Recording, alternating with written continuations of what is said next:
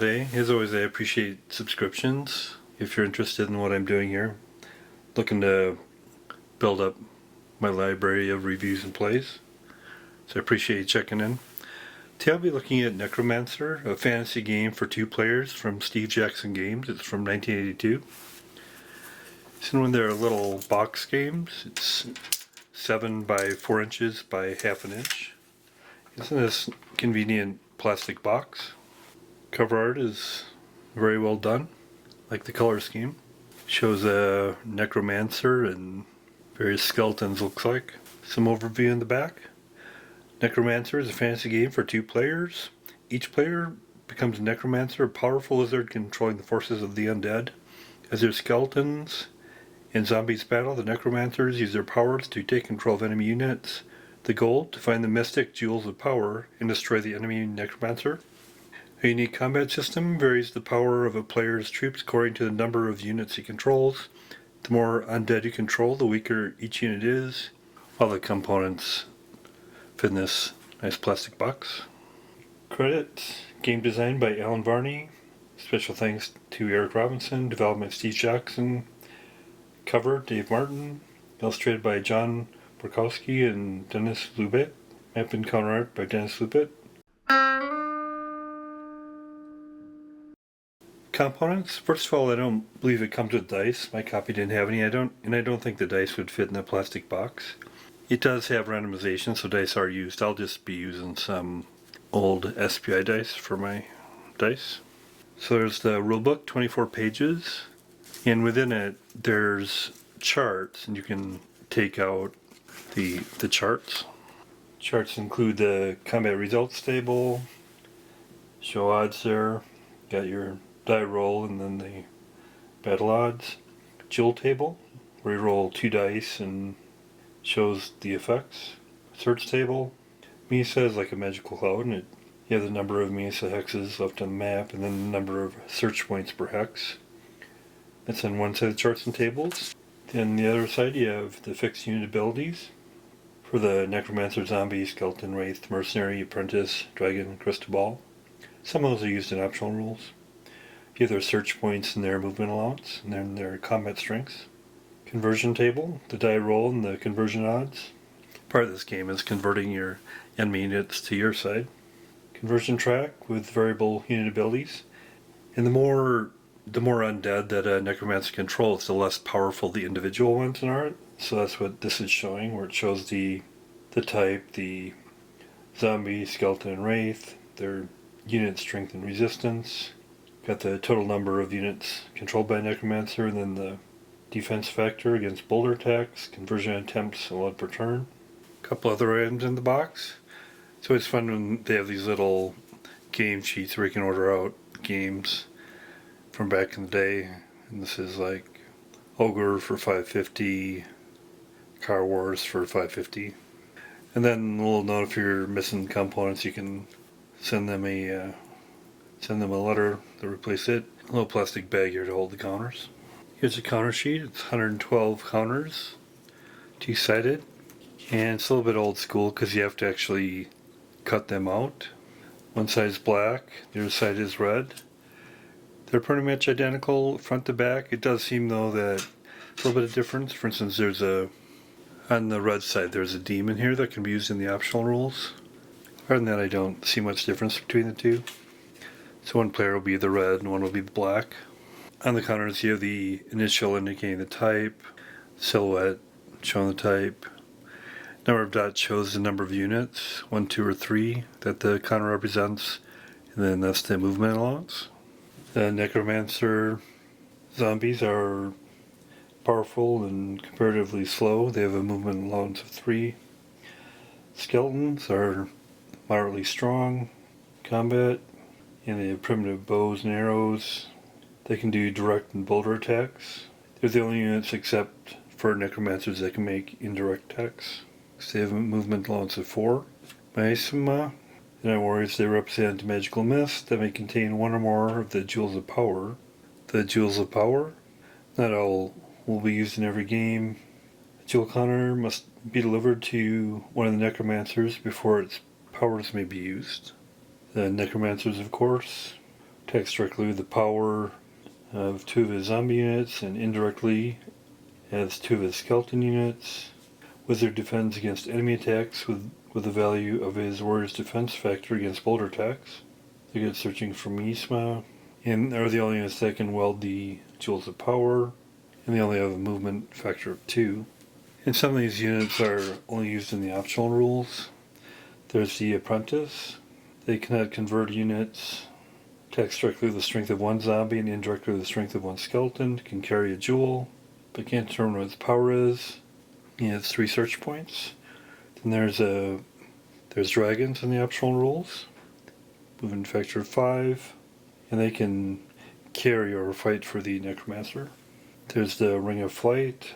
Lets the Necromancer cross cliff X sides. Magic Sword can be either carried by the Necromancer or his apprentice. Add 6 to the direct combat value of the user. Magic Bow can be used by the Necromancer apprentice and adds 4 to both direct and indirect combat factors. Then there's Mercenaries with a movement of 4. And then Crystal Balls are also used. There's no counters for those. But allows the Necromancer to add 2 search points to any search his side makes. And that's the red and black side. And then there's the Mesa Demon. You can come across him in the optional rules when you search the Mesa. Here's the map. It's 11 by 17. It's on paper. Kind of basic looking. Not a big fan of the color scheme. Be nice if there's more than brown there, but that's how it is. As far as what's on here, each hex is 49 feet across, and the different types of terrain have different movement points that are needed to move into them. And here's the different types of terrain. Looks like the lighter is the highest. The darkest is lower, so it's level 1 plateau, level 2, level 3, level 4. It's a little bit subtle, the color differences there. And some of these are slope hexes, basically going up levels. In clear hexes, the cost is 1 movement point per hex to go in. To go up slopes, it costs 2 movement points. The monoliths are the black. There's stone pillars, and no unit may enter a monolith hex, and it blocks line of sight for indirect combat. Miasma hexes shows the 3 possible centers of the miasma in the game. Cliff hex sides, when they have a heavy line like that, boundary plateaus. Unit which is forced to retreat across the cliff hex side is lost. Only indirect and boulder text may be made over cliff hex sides. And no unit except a wraith may cross it. And on the clear hex sides, they don't have the thick line. Any unit may cross between them. So now it's played. It's played in game turns. One player follows a sequence of steps to move and fight his units. Then his opponent follows the same sequence with his own units. And this continues until one Necromancer is eliminated. The game turn sequence for each player is count units. Player counts all the friendly zombies, skeletons, and race his Necromancer has on the map. Totals them up into a single figure. Then consults the conversion track to find out how powerful the various units will be for that turn. The opponent's units attack, defend, etc. at the values they had the previous turn. Move. The player may move any or all of his units up to the limit of their respective movement allowances. At the end of this phase, those which are subject to opportunity attack may be attacked by enemy units. At the opponent's discretion, units in enemy zones of control may not move at any time during this phase. And then you attempt conversion, perform combat, search, and then check for miasma conversion. And then the next player goes. And zones of control are the 6 hexes around a unit. Any unit which enters into these 6 hexes around an enemy unit must stop and stay there until one of the 2 is eliminated or retreats because of a combat result. And now we'll get into setup and play. There's a couple scenarios. There's the standard scenario and the conversion scenario. And these can also use the optional units with them. I'll be doing the conversion scenario. In both the scenarios, the object is to eliminate the enemy Necromancer In the conversion scenario that I'm doing, the red Necromancer gets 27 zombies. And again, the dots indicate the number of them, so 3 dots here means there's 3 zombies in this group. 13 skeletons and 40 wraiths. So there's the zombies, skeletons, and wraiths. The black Necromancer gets 7 zombies, 3 skeletons, and 10 wraiths. Red starts with 0 conversion points, and black starts with 400 conversion points, CPs. Black sets up anywhere in the large level 4 plateau. Red sets up anywhere as long as none of his units are within 13 hexes of any black units. And the stacking limits for both of the scenarios are that you can have 3 units on 1 hex. Place the Miasma in the central 3-4 hex. Red moves first. The red player may make no conversions during the scenario, but the black player may make 3 conversion attempts every turn regardless of the number of units he controls. Exception, the red player may make 1 or 2 conversions if he secures a jewel which allows them. Remember, enemy units stacking with or adjacent to an enemy Necromancer may not be converted. Now let's use this little pad here to track the conversion points. Here's the setup. First of all, you put the Miasma. In this scenario, they go on the 3-4 location. Put the center one there, and then you put the 6 others and the 6 hexes around it. And that's where you search for jewels. The black Necromancers units go on the large level 4 plateau, which is right here. The stacking limits are you can only have 3 units per hex, and the dots indicate the number of units there. The red units, their only limitation is, in addition to stacking limitations, is their only placement limitation is they can't be within 13 of the black hexes. So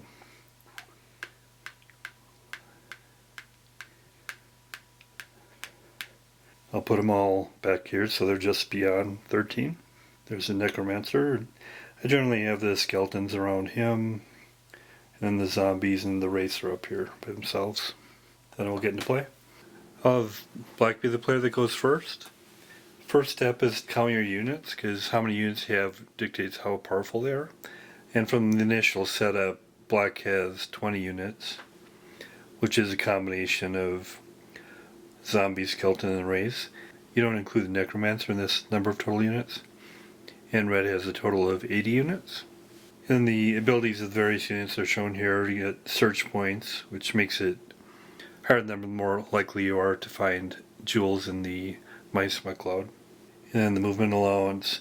Then the combat strengths vary by the point. So for instance, since black has 20 units, or this column, zombies have a unit strength and resistance of 11 and 9.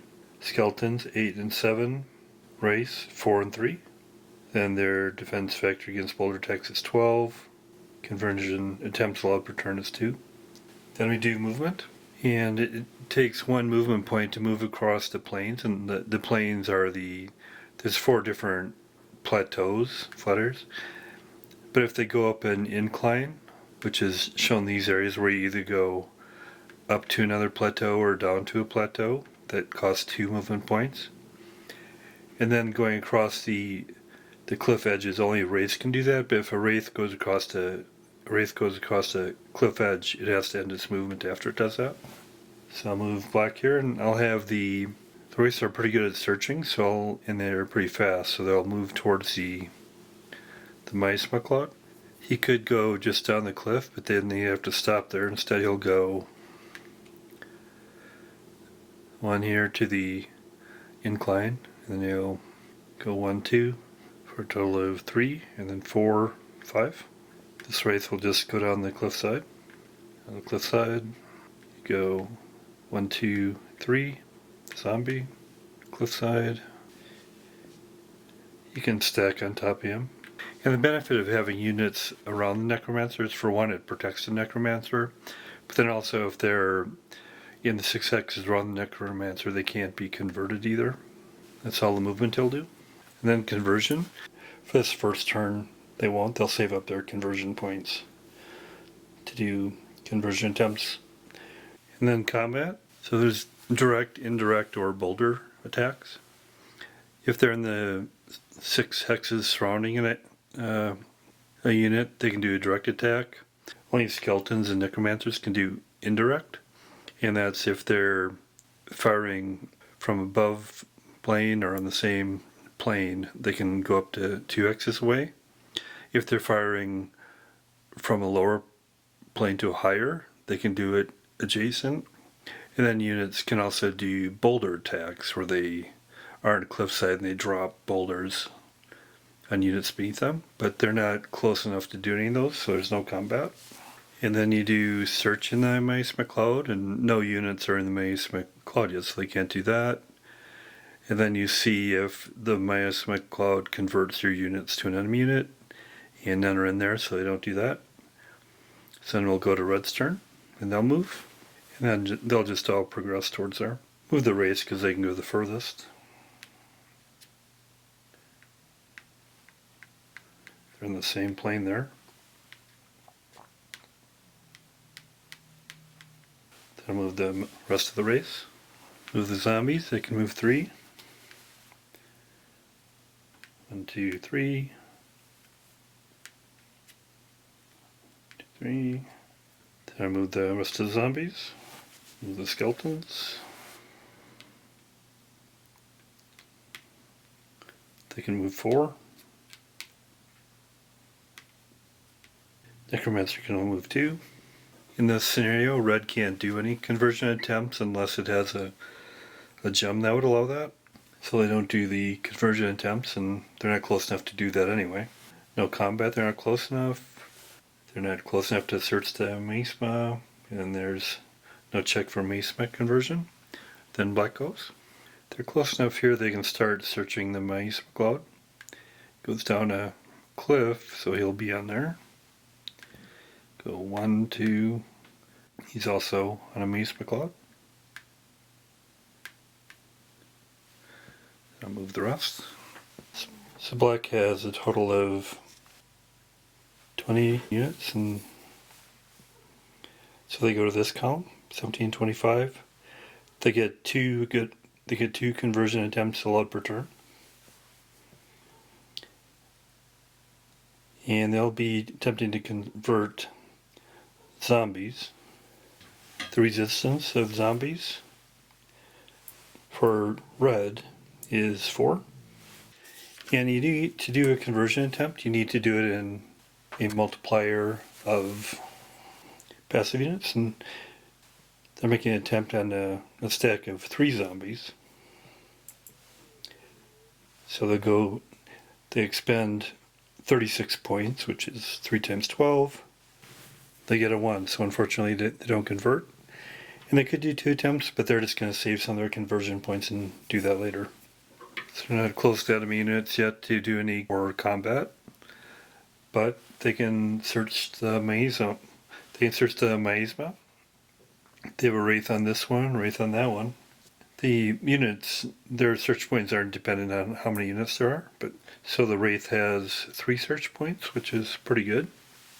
Then you look at the search table, and since there's 2 of them in this hex, that'd be a total of 6. Go in this column of 4 to 6, and there's all 7 miasma are still there, so he needs 11 or yet. Nope. Similarly, here there's 2 wraiths, 11. So he does successfully do that search. And now we see if there's a jewel there. On a 1 or 2 there's a jewel, and 3 to 6 there's not. So there's not a jewel. But he has exhaustively searched that area, so there's no miasma there anymore.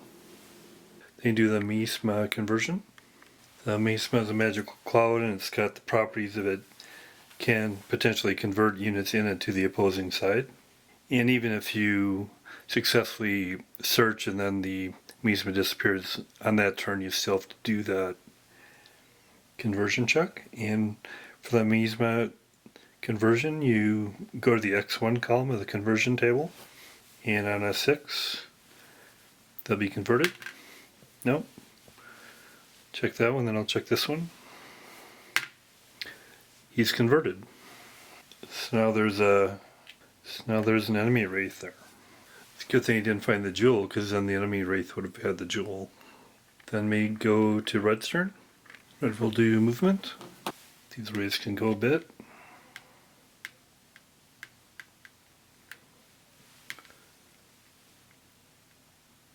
I'll move the rest of the race there.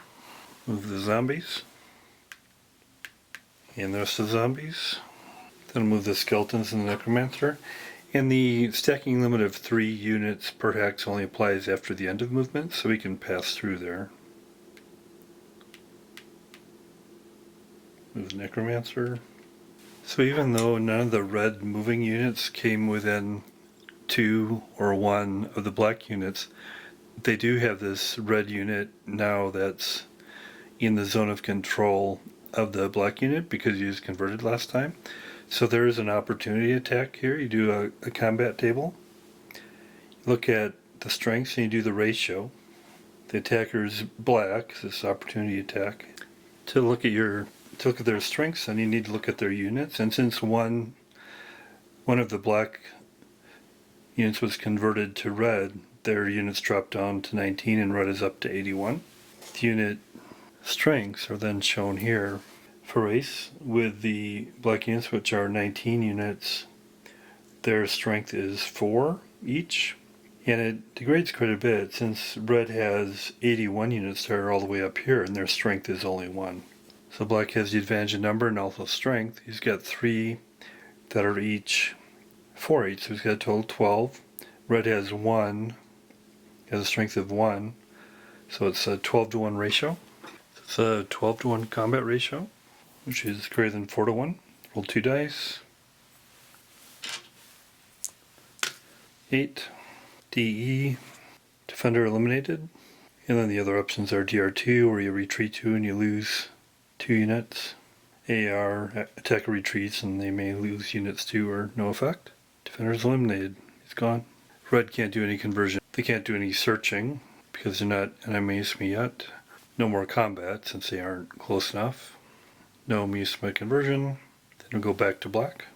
These 3 stacked rays will go up here to search this miasma. Go over here. Goes down a cliff. Check out this miasma and the rest of the units. Combat. Race can only do direct combat. They need to be in the zone of control, so you can't quite do that. Nobody else is close enough. Now to conversion attempts. I can do 2 conversion attempts. And then I'm going to do it on these wraiths over here. They're kind of getting close to miasma cloud.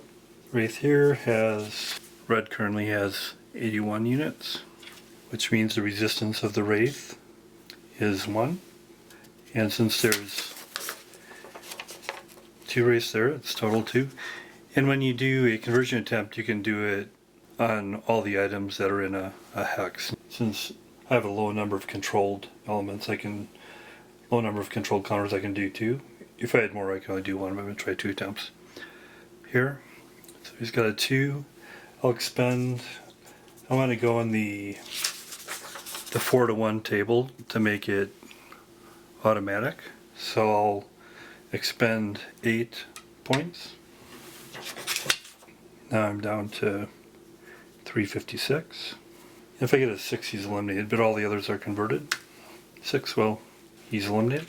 All the units in that stack are eliminated. And now the red unit is down to 79. All of that reduction won't count in the beginning until the beginning of the next turn. And now here, he's got 3. So he has, and each has a resistance of 1, so he's at 3, and he'll do a times 3 on that, so he needs 9 points taken off. 47. Anything other than a 1 will convert him. So he's converted. It's nice. Now we'll search in the miasma. 3 wraiths there. Each wraith has a search point of 3, so he's got a total of 9 points. Go on the search table for 9. So you look at the number of miasma that are left on the map. There's 6 left on the map, so he'll need 9. Not successful. Search here. So there's 3 on here. Total of 9 search points again. 9, so search is successful. That'll be removed after this turn. And see if there's a jewel. On a 1 and 2 there's a jewel. There's a jewel. Then we see what type of jewel. 4. Necromancer gets +1 MP. Just note that here. But that nobody can use the jewel until a Necromancer gets it. So for right now it's there. So once the Necromancer gets it, you can get another movement point. Then we do the Misma effects units. Times 1. 1 attempt. Nope. The other attempt. Nope. Then we go to red. And then I'll just show a couple more things to kind of wrap up here. There's other types of combat they can do. For instance, if you have a skeleton that's within 2, you can do so when you do an indirect attack, you do the combat results table as you would normally, but there's no negative effects to the one that indirect fires, so that's the difference. Then there's also boulder attacks. For a unit is next to a cliff, and then the opposing unit can try to drop boulders. When you do a boulder attack, you add up the strengths of the units throwing the boulder off as you would normally, but then for the defending units, for their strength, you just look at the defense factor against boulder attacks. So hopefully that gives you a sense of the play. And that's Necromancer from Steve Jackson Games from 1982. Quite enjoyed it.